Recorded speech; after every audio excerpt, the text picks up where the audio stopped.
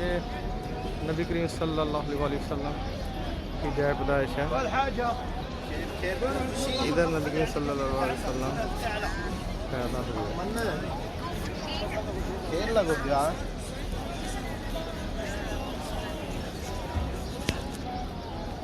तो सेम बिल्कुल इसी के सामने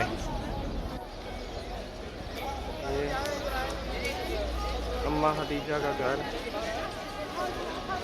यहाँ वो रहती थी। और नबी करीम सल्लल्लाहु अलैहि वसल्लम जो है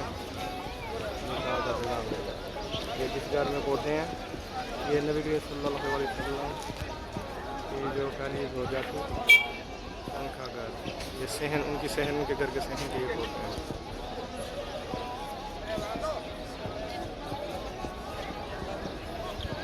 और ये साथ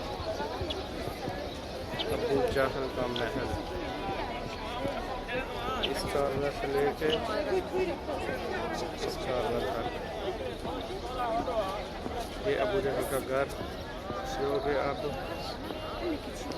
सऊदी हुकूमत ने वॉशरूम में इसको बदल दिया। अब ये हरम का सबसे बड़ा वॉशरूम है।